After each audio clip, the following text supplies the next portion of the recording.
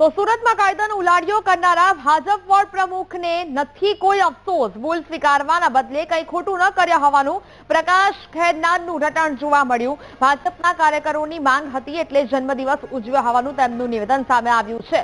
શહેરમાં રસ્તો બાનમાં લીધો પણ કોઈ જાતનો અફસોસ ન હોવાનું સામે આવી રહ્યું છે. જે પ્રકારે તેમને જાહેર રોડ પર ફટાકડા ફોડી આતશબાજી કરીને જન્મદિવસ ઉજવ્યો હતો. જે પ્રકારે સામાન્ય નાગરિક જો આ પ્રકારે કંઈ પણ જાહેર રોડ પર જન્મદિવસ ઉજવે છે, આતશબાજી કરે છે, લોકોને હેરાનગતિ થાય તેવી કોઈ પ્રવૃત્તિ કરે છે તો તેમના વિરુદ્ધમાં કાર્યવાહી થાય છે. પરંતુ હજી સુધી અહીંયા કોઈ કાર્યવાહી પણ નથી થઈ ને હવે કાયદાનો ઉલાડિયો કરનાર આ ભાજપ વોર્ડ પ્રમુખને કોઈ અફસોસ નથી.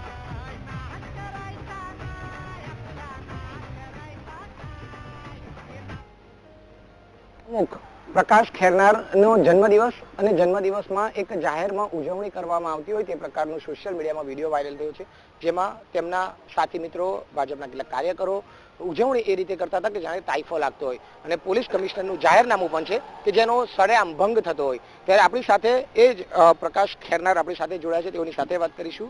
પ્રકાશભાઈ, સુરત શહેર પોલીસ કમિશનરનું એક જાહેરનામું છે જેનું આપ અવગત છો કે નહીં, કઈ રીતે? સાહેબ, આપણા મીડિયાના મારફતથી તો મેં પહેલાં તમને કહેવા માગું છું કે પહેલાં તો આપણે જાહેર રસ્તા પર કેક કટિંગ કર્યું નથી છે. સોસાયટીના મિત્રો પરિવાર અને કાર્યકર્તા દ્વારા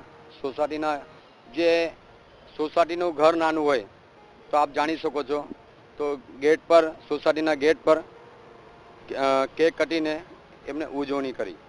કઈ રીતની ઉજવણી હતી આ? બસ આપ મીડિયા પેલા વિડીયોમાં જોઈ શકો છો. એ જે એમને જે કેક કટિંગ કરીને જે શુભેચ્છા આપી એ મારફતમાં શુભેચ્છા પાઠવી. પોલીસ કમિશનરનું જાહેરનામું એક છે, એ ક્યાં ખ્યાલ છે આપને? સાહેબ, ખ્યાલ છે, પણ અમે એવું કંઈ ઉલ્લંઘન કર્યું નથી છે. અને તમે જાણી શકો છો સોસાયટીના ગેટ પર છે, જાહેર રોડ પર કર્યું નથી છે. બહુ આપનો જન્મદિવસ છે, સમાજ સાથે જોડાયેલા છો, પાર્ટી સાથે જોડાયેલા છો, એટલે સામાજિક કાર્યો કર્યા છે સારા સારા, હું માનું છું. પરંતુ કેટલાક નિયમો પણ હોય છે, એ નિયમોને પણ તો આપની જવાબદારી છે ને પાડવાની. પણ સાહેબ, એવા કંઈ નિયમ આપણે તોડ્યા નથી છે.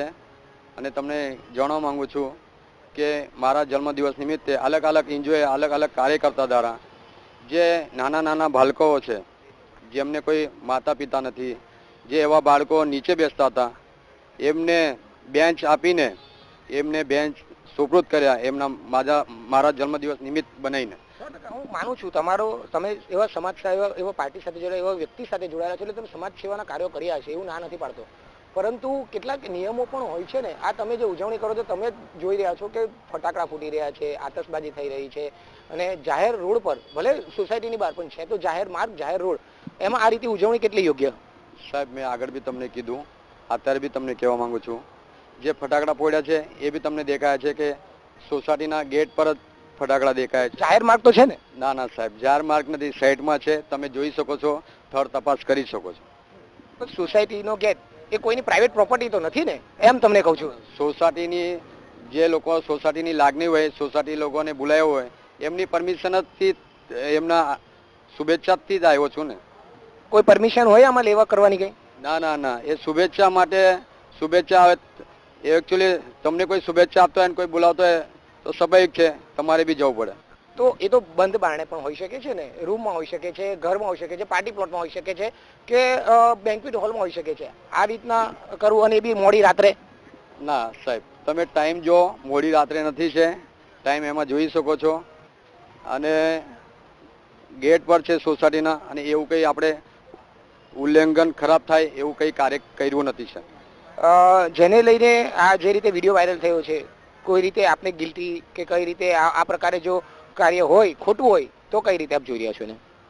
સાહેબ, પહેલાં તો આપણા મીડિયાના માધ્યમથી કહેવા માગું છું, કોઈ મારા જન્મદિવસના એવા કાર્યકર્તા દ્વારા કરવામાં આવ્યું છે, પણ કોની લાગણી દુખે એવા કાર્યક્રમ કર્યા નથી છે. અને કર્યા હશે, એમની લાગણીને ઠેસ પહોંચ્યો હશે તો મેં એમનાથી માફી માગું છું. પણ એવા કોઈ કાર્યક્રમ કર્યા નથી છે, સારા જ કાર્યક્રમ કર્યા છે, લોકોને સેવા ભાવના કાર્યક્રમ કર્યા છે, કોની લાગણીને ઠેસ પહોંચે એવા કાર્યક્રમ કર્યા નથી છે. માનીએ બહુ સારા ક્ષેત્ર સાથે આપ જોડાયેલા છો, એટલે ખરેખર સારા કાર્યો કર્યા છે. પરંતુ જે રીતે ઉજવણી છે તો સોશિયલ મીડિયામાં તમામ જગ્યાએ આ રાજકીય પાર્ટીનો વગ લઈને તમે તાઇફા કરી રહ્યા છો એ વાત છે. તો આ એક પ્રકારનો તાઇફો કહેવાય કે ના કહેવાય? ના ના ના સાહેબ, તાઇફાઈ નહીં, એક સેવારૂપ કાર્ય, અને જે આપણે કાયમ સેવા કરતા હોય લોકોની, સતત કોઈ બી વ્યક્તિને નાનો હોય કે મોટો હોય એના માટે દોડતા હોઈએ છે, એમની લાગણીને એ લોકો બોલાવતા હોય, એમના માન સન્માન રાખીને આપણે એમના માટે જવું જ પડે છે. અને એ આપણા કાર્યકર્તાની આપણો પરિવાર એક ગણાઈ જાય છે, એટલે કોની લાગણીને ઠેસ ના પૂછે એવી રીતે અમે કામ કરીએ છીએ. એક આખરી સવાલ એ કે આ જે રીતે ઉજવણી થઈ છે, તમને લાગે ક્યાંક જે નિયમો જે છે, લોકોને એવું કહેવાય છે કે જ્યારે સામાન્ય વ્યક્તિ કરે છે તો તેને નિયમો પોલીસ બતાવે છે, તેમને જાહેરમાં માફી મંગાવે છે, અટકાયત કરે છે, આ પ્રકારનું કૃત્ય કઈ રીતે જોઈ રહ્યા છો? સાહેબ, મેં આપના મીડિયાના મારફતથી કહેવા માંગુ છું કે ઘણા બધા લોકો જે જાહેર રસ્તા પર કરતા હોય છે, કોઈ તલવારો કાઢતા હોય છે કે કંઈ કાઢતા હોય છે, એમના પરથી માફી માંગતા હોય છે, નો ડાઉટ. પણ આપણે કહીએ એવું કંઈ કશો કર્યું જ નથી છે, અને તમે બી જોવો છો એ વિડીયોમાં. બિલકુલ, એટલે આ હતા વોર્ડ નંબર 24ના પ્રમુખ ભાજપના પ્રકાશ ખેરનાર. જે રીતે તેમનો જાહેરમાં ઉજવણી કરતો વિડીયો જે છે તે સામે આવ્યો છે, બર્થડે પાર્ટીની ઉજવણીનો વિડીયો સામે આવ્યો છે. જો કે તેમનું એવું સ્પષ્ટ માનવું છે કે મેં કોઈ પ્રકારની ભૂલ કરી નથી, મેં કોઈ જાહેરમાં ઉજવણી કરી નથી. સોસાયટીના ગેટની બહાર અમારા કાર્યકર્તાઓએ જે રીતે આયોજન કર્યું હતું તેમાં આ ઉજવણી કરવામાં આવી છે.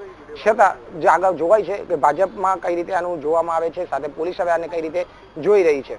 કેમેરામેન દેવેશ સોલંકી સાથે ધ્રુવ સંપુરા, વીટીવી ન્યૂઝ, સુરત. રાજકોટમાં સરકારી દવા પલળવાના કેસમાં મોડા પણ હવે કાર્યવાહી થઈ છે. GMSCL વેરહાઉસના સ્ટોર મેનેજરને સસ્પેન્ડ કરવામાં આવ્યો છે. 6 કર્મચારીઓને કાયમી ઘર ભેગા કરી દેવાયા. ગોડાઉનમાં રહેલી દવાઓ વરસાદમાં પલળી જતા ખરાબ થઈ હતી. હોસ્પિટલમાં છેલ્લા 4 મહિનાથી દવાઓનો સ્ટોક ખાલી હોવાની ફરિયાદો છે તે ઉઠવા પામી હતી, અને 1 મહિના પછી હવે આ એક્શન છે તે લેવાયા છે. 6 કર્મચારીઓ છે કે જેમને કાયમી ઘર ભેગા કરી દેવાયા છે.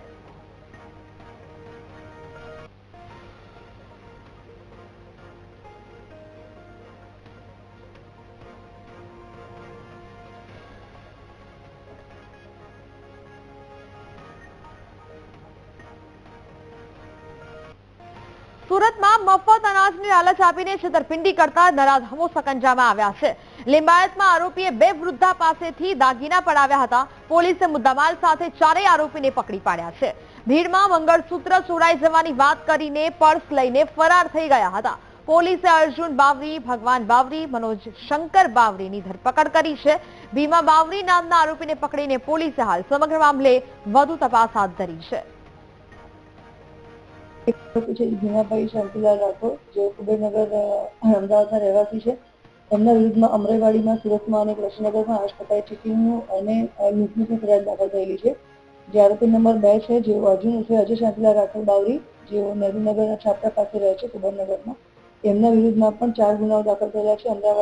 અમદાવાડી, સરદારનગર, જુનાગઢ અને સુરત રેલવેમાં.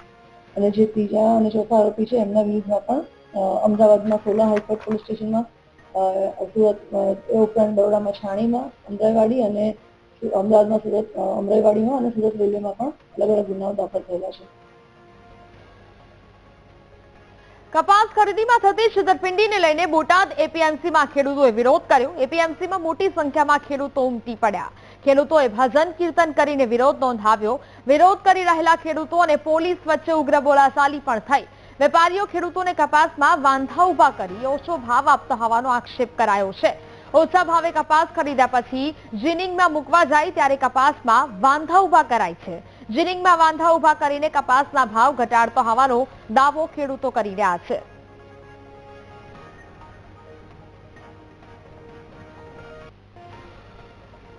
તો જે પ્રકારે ખેડૂતો હાલ તો આક્ષેપ છે તે કરી રહ્યા છે. જીનિંગમાં વાંધા ઉભા કરીને કપાસમાં ભાવ ઘટાડાતા હોવાનો દાવો કરવામાં આવી રહ્યો છે, જેને લઈને મોટી સંખ્યામાં હાલ ખેડૂતો એકત્રિત થયા છે. ખેડૂતો અને પોલીસ વચ્ચે ઉગ્ર બોલાચાલી પણ થઈ. એપીએમસીમાં ખેડૂતો મોટી સંખ્યામાં ત્યાં પહોંચ્યા છે અને સખત વિરોધ નોંધાવવામાં આવી રહ્યો છે. ખેડૂતોએ અહીંયા ભજન કીર્તન કરીને વિરોધ નોંધાવ્યો છે.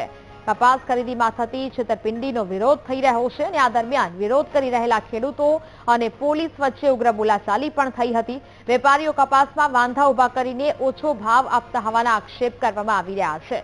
ઓછા ભાવે કપાસ ખરીદી જીનિંગમાં મૂકવા જાય ત્યારે વાંધા ઉભા કરવામાં આવે છે. જીનિંગમાં વાંધા ઉભા કરીને કપાસમાં વેપારીઓ ભાવ ઘટાડતા હોવાનો દાવો ખેડૂતો કરી રહ્યા છે.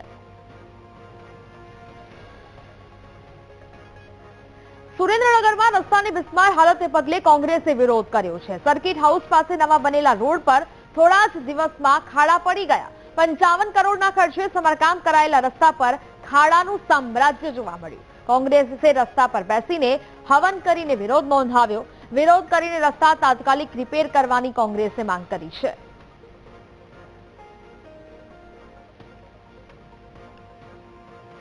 સુરેન્દ્રનગરમાં આજે અમારી આટલી બધી રજૂઆત પછી આજે 3-4 રોડ બનવા જઈ રહ્યા છે. રોડ રાતોરાત ડામર રોડ બની જાય છે. 4 રોડ બની ગયા છે. જે મિલન પાસે છે, જે ઓલા અંબામિકાની બાજુ છે, 4-5 રોડ બની રહ્યા છે. એ રોડની આવડદશા જુઓ તો 10 દિવસની માત્ર 10 દિવસની આવડદશાવાળા રોડ અત્યારે બની રહ્યા છે. અને એ કોન્ટ્રાક્ટરથી માંડી અને કમિશનર સુધીની શું આ મિલેભગત છે? જો અત્યારે 10 દિવસ પહેલાનો એક રોડ છે, 23 રોડ બનેલો છે. આ જે જિલ્લા પંચાયત બાજુમાં, જે આ સર્કિટ હાઉસની બાજુમાં જલ ભવન છે, જલ ભવન વાળો રોડ છે, એ 23 બન્યો છે. 23 બન્યો બાદ જુઓ આખા રોડમાં ખાડા પડી ગયા છે, રોડ બેસી ગયો છે. તહેવાર સમયે લોકોના આરોગ્ય સાથે છેડા કરનારા વેપારીઓ સામે આરોગ્ય વિભાગે કાર્યવાહી હાથ ધરી છે. ભાવનગરમાં ઘી, પનીર, માવો, દૂધના વિક્રેતાઓને ત્યાં દરોડા પાડી નમૂના લેવામાં આવ્યા. જગદીશ ઓઇલ ઇન્ડસ્ટ્રીનો તેલનો નમૂનો ફેલ જતા 2 લાખનો દંડ કરાયો છે. પોલીસે ચોખ્ખા ઘીના નામ વેચાતા જે ભેળસેળયુક્ત ઘીના ડબ્બા સીઝ કર્યા છે. વેપારી દ્વારા ચોખ્ખા ઘીમાં વનસ્પતિ ઘી ભેળવીને વેચાણ થતું હતું. 120 થી 150 કિંમતના ભેળસેળિયા ઘીના 500 થી 700 રૂપિયા વસૂલાતા હતા.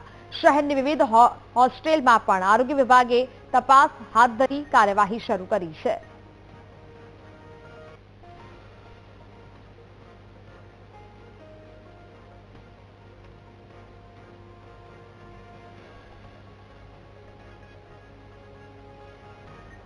તો સુરતની વીએનએસડી સમરસ બોયઝ હોસ્ટેલમાં વિદ્યાર્થીઓ વિફર્યા છે. હોસ્ટેલમાં અપાતા ભોજનમાં ભલીવાર ન હોવાના વિદ્યાર્થીઓ આક્ષેપ કરી રહ્યા છે. મોડી રાત્રે એબીવીપીના કાર્યકર્તા અને પોલીસ વચ્ચે ઘર્ષણ સર્જાયું. ભોજનની ગુણવત્તા અંગે અનેક ફરિયાદ છતાં પણ ઉકેલ ન આવતા હોબાળો કરવામાં આવ્યો. 7 દિવસમાં સમસ્યાનો ઉકેલ નહીં આવે તો આંદોલનની ચીમકી પણ વિદ્યાર્થીઓ દ્વારા ઉચ્ચારવામાં આવી છે. હાલ તો જે દ્રશ્યો અહીંયા જોવા મળી રહ્યા છે તે સુરત ખાતેના છે. વીર નર્મદ દક્ષિણ ગુજરાત યુનિવર્સિટી સમરસ બોયઝ હોસ્ટેલમાં વિદ્યાર્થીઓ વિફર્યા હોવાના દ્રશ્યો જોવા મળ્યા. હોસ્ટેલમાં અપાતા ભોજનમાં ભલીવાર ન હોવાના વિદ્યાર્થીઓએ આક્ષેપ કર્યા છે. મોડી રાત્રે એબીવીપીના કાર્યકર્તા અને પોલીસ વચ્ચે અહીંયા ઘર્ષણ પણ સર્જાયું. ભોજનની ગુણવત્તા અંગે અનેક ફરિયાદ થઈ છતાં પણ ઉકેલ નથી આવ્યો.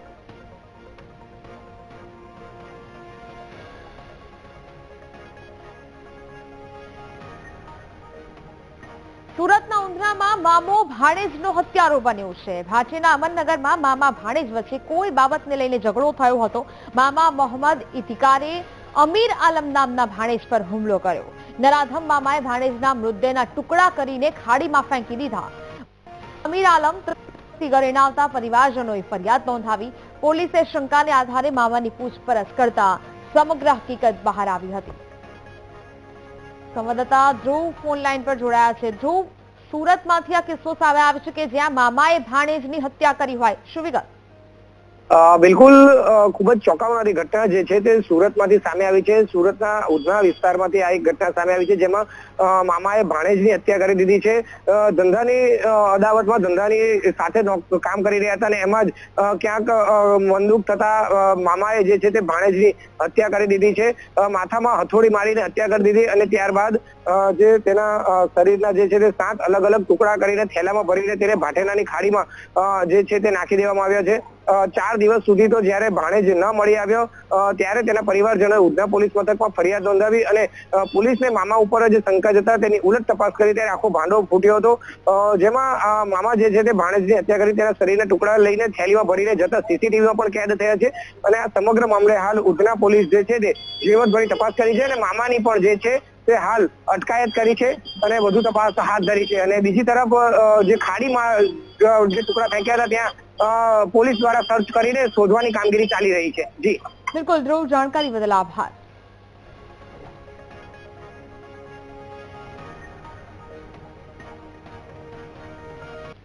અંકલેશ્વરના નવગામમાં ખેતરમાં ચાલતા દારૂ કટિંગનો પર્દાફાશ થયો છે. એસએમસીએ દરોડા પાડે 45,000 થી વધુ દારૂની બોટલ જપ્ત કરી 87,82,000ની કિંમતના દારૂ સાથે 5 આરોપીની ધરપકડ કરાઈ છે. આરોપીઓ સુરત અને આસપાસના વિસ્તારના હોવાનો ખુલાસો થયો છે. પોલીસે 6 મોબાઈલ, 3 વાહન અને દારૂ સહિત 1.6 કરોડનો મુદ્દામાલ જપ્ત કરી લીધો છે. અંકલેશ્વર બી ડિવિઝન પોલીસે ગુનો નોંધી તપાસ આગળ વધારી છે. દારૂ કટિંગના ધંધાનું મોટું નેટવર્ક હોવાના અનુમાન સાથે તપાસ હાથ ધરાઈ છે.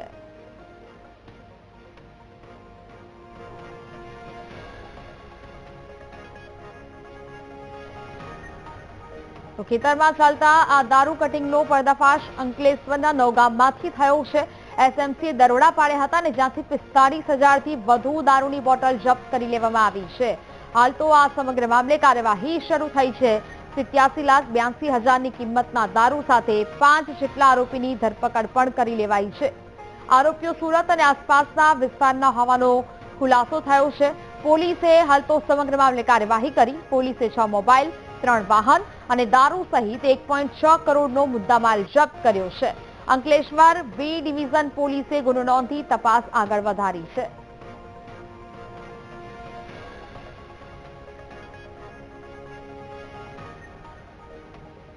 અમદાવાદમાં 70મો ફિલ્મફેર 2025 એવોર્ડ. ફિલ્મ અને મનોરંજન જગતની જાણીતી હસ્તીઓના ધામા અહીં જોવા મળી રહ્યા છે. ફિલ્મ કલાકારો, પ્રોડ્યુસર, ડાયરેક્ટર અમદાવાદ પહોંચી રહ્યા છે. ફિલ્મફેર એવોર્ડને લઈને સેલિબ્રિટીઓમાં પણ ઉત્સાહ જોવા મળી રહ્યો છે અને એક બાદ એક સેલિબ્રિટી એરપોર્ટ ખાતેથી અમદાવાદ પહોંચી રહ્યા છે.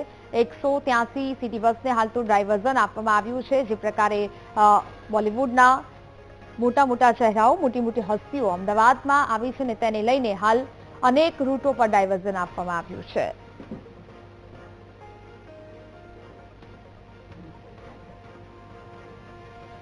It's very happy. हाँ, वेरी हैप्पी. बहुत अच्छा है. अहमदाबाद में तो हमेशा ही अच्छा लगता है. जी बड़ी खुशी की बात है कि फिल्म फेयर अवॉर्ड यहाँ हो रहा है. But thank you.